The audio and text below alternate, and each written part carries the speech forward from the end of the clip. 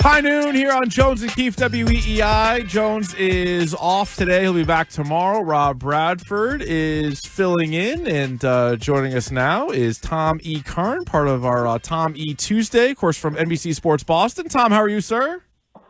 I'm on top of the world. How are you, boys? Oh, doing great. I know you are. I'm doing so well. We've made it through the preseason. We are sneaking up on week one of the regular season. Of course, cutdown day is today, 4 o'clock. Pats and everybody else will be down to 53 players. You were on early with the Kyle Duggar situation. That seems like it's coming to a head here today. What do you think is going to happen with Duggar? It's interesting. I heard Andrew Callahan talking about this, and he raises a good point, our buddy from the Herald. The fact that, is Duggar not one of the best 53 football players on the Patriots? That's hard to imagine.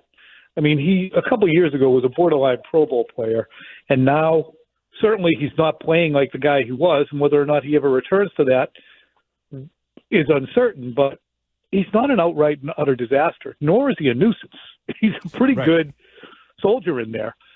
So can he lend you stability if you turn him into a hybrid linebacker? Can he lend you stability as a safety? Do you hold on to him? It's the $9 million contract and the $15 million cap hit, but it's still going to be a fat cap hit.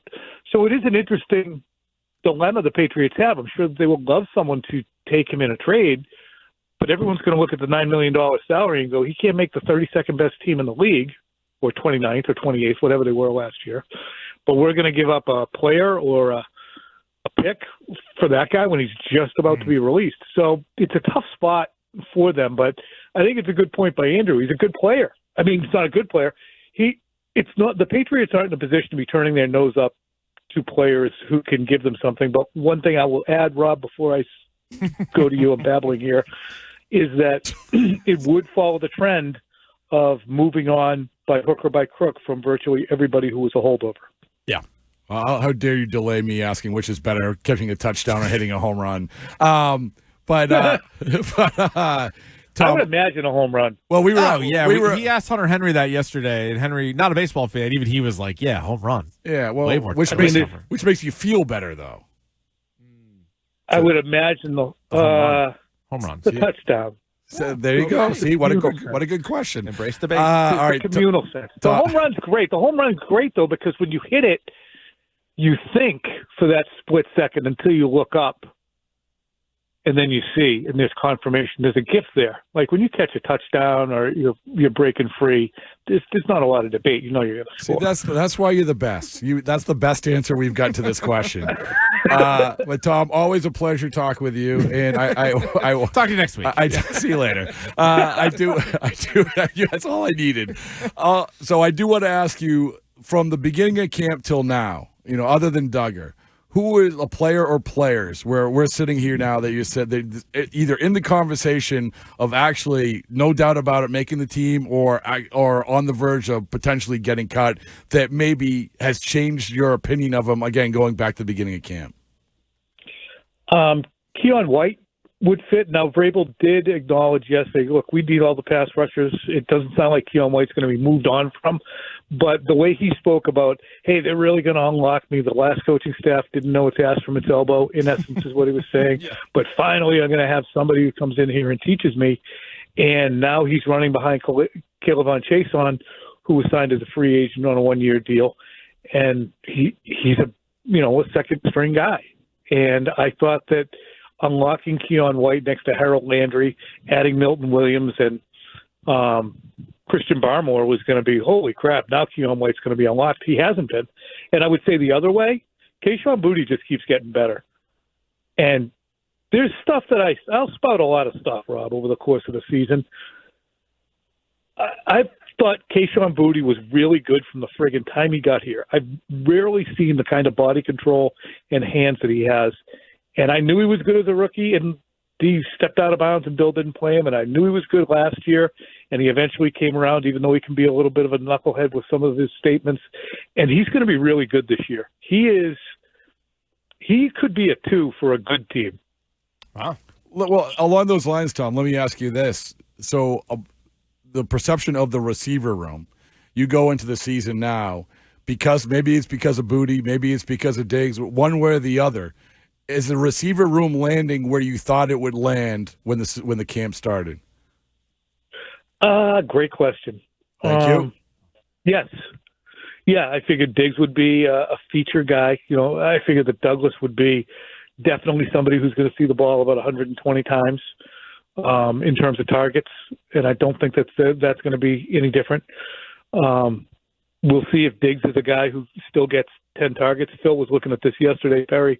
He's like, Diggs was getting 160 targets a year in Buffalo. I can't imagine that's going to happen here, but those three guys, Booty, Diggs, and Douglas are going to be the main three out there. Kyle Williams should improve, but I would not put too much money on him being a drastic impact guy at the beginning of the year. And I think Hollins is going to be better. When you think about last year, Rob, though, they had KJ Osborne, Tyquan Thornton, Jalen Polk. Those were like their starting receivers. It was a disgrace. Yeah, Jalen Reagor early on. Yeah, Jalen Reagor too. Jalen Reagor. Yeah. Is a disaster. With a straight face. And we're out there going after they beat Cincinnati. Don't matter this take against the playoffs. Efton Chisholm, we've talked a lot about him throughout training camp. Javon Baker is sort of, looks like at least embraced being a part of special teams as well. We know Polk, who wasn't going to make the team anyway, in my opinion. And then Kendrick Bourne, who was kind of on the fence, also banged up. So who do you think ends up making those last wide receiver spots and who ends up getting released? Really hard to gauge. Does someone want to claim Javon Baker someplace else and say it's a fourth-round pick to your owner?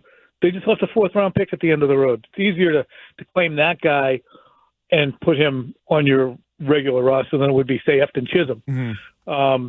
So I think you would run less risk of Chisholm being claimed elsewhere. But Chisholm's a better receiver than Javon Baker. And I'm sure if Javon Baker was sitting here, he'd slap me in the side of the face.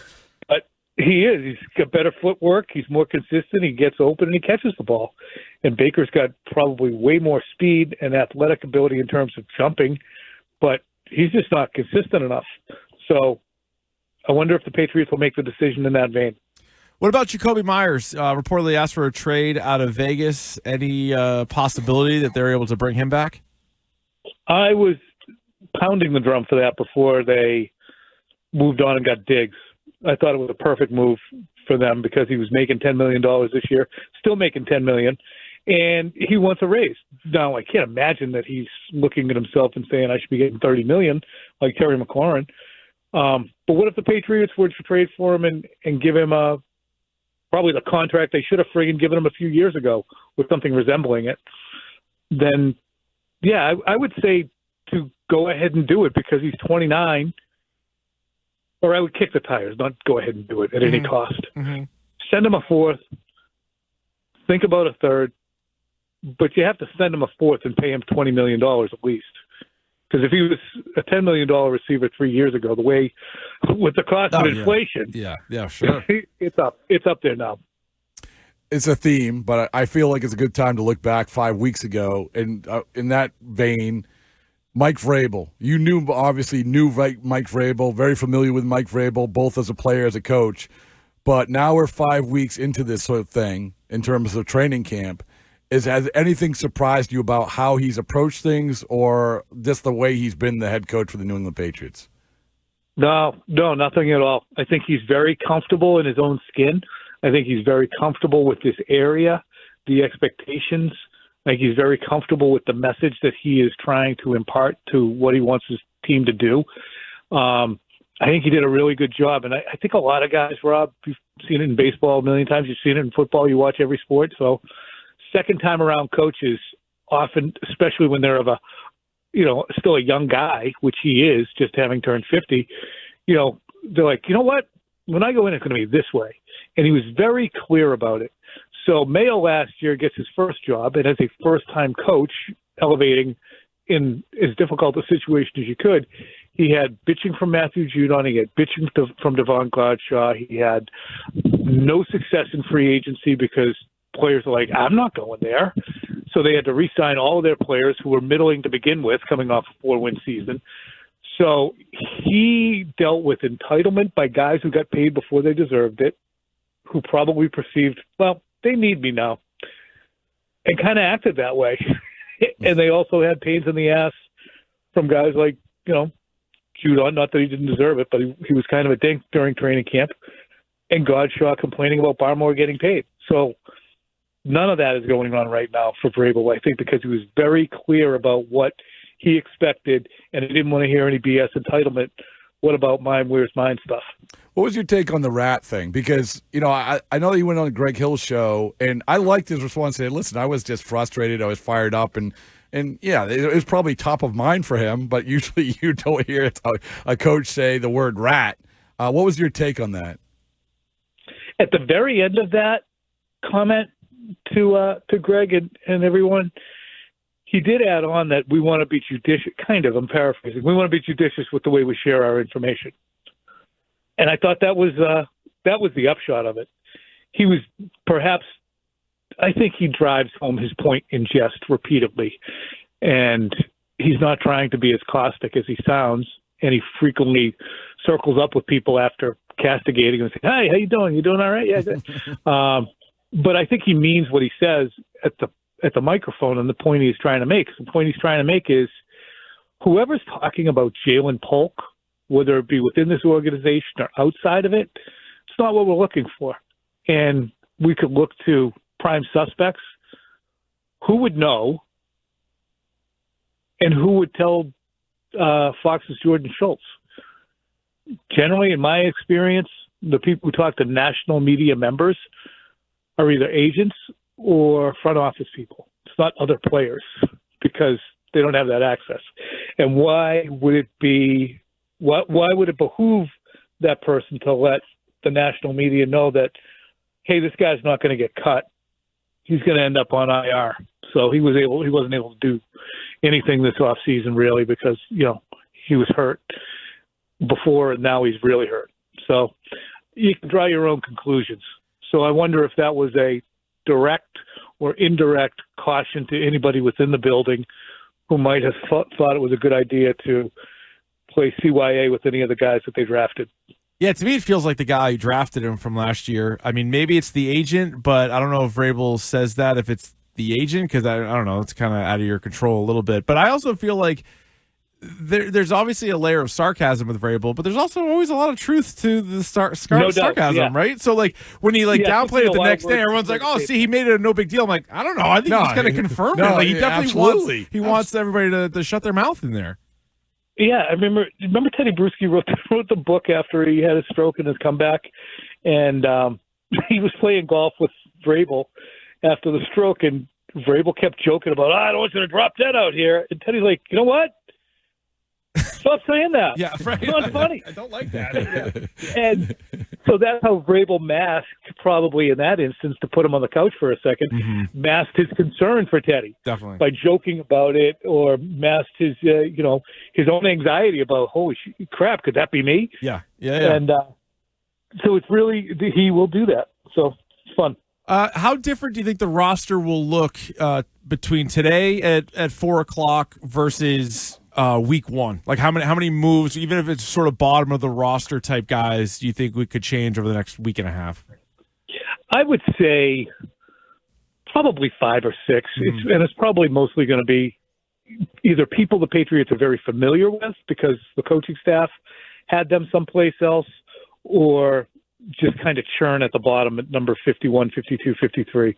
Because in signing somebody, bringing somebody in, you're saying, okay, this guy we just spent months with and decided to keep on the team is not as good as this guy we haven't ever had on our team.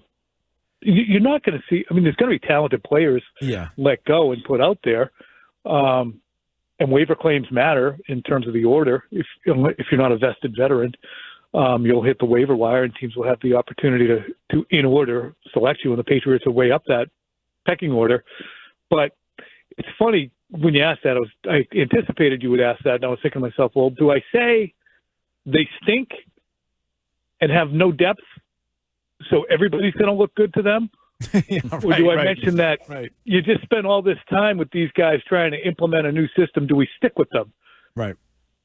So I think it's an interesting spot.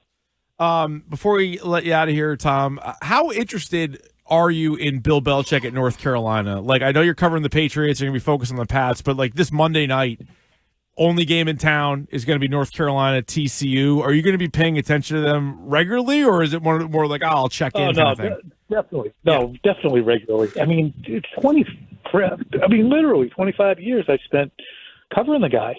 You know, I thousands and thousands of, okay, relax with the thousands and thousands, hundreds of press conferences I sat in, probably thousands of questions. Yeah. Had a good relationship, a great relationship, and then at the end, no relationship. But, you know, North Carolina put out a video of him, just the sound on a tweet of him coaching, and it's still fascinating when he's coaching. It's everything else that comes with it that has led him to be at North Carolina that's tough to take, but he's still a fascinating and tremendously, I mean, he's the gold standard of on-field football coaches. Yeah, no, I'm interested too. I'll be locked in on Monday night, and as many games are on TV as I possibly can. He's Tom E. Curran, NBC Sports Boston. He joins us every Tuesday, and thanks for the time, Tom. We'll talk to you next week. Great description of hitting a home run. Nice to hear you, Robert. Oh, great description of hitting a home run, Tom. The best I've heard in a long time. Excellent job. Well, I feel the same way when I hit a drive. Oh, that's true. Oh, yeah. That's true. When you hit a drive, you're like, oh, I croaked out. Holy crap, why is it going that way? Yeah. All right, thanks, Tom. All right, Tom, thanks. See you guys. See you. All right, very good. You've known Tom a long time, I would say. Yeah. We're the same generation. That's right. Yes, So, yes. The greatest generation. generation. The greatest generation. So The things that we had to do. No tape recorders.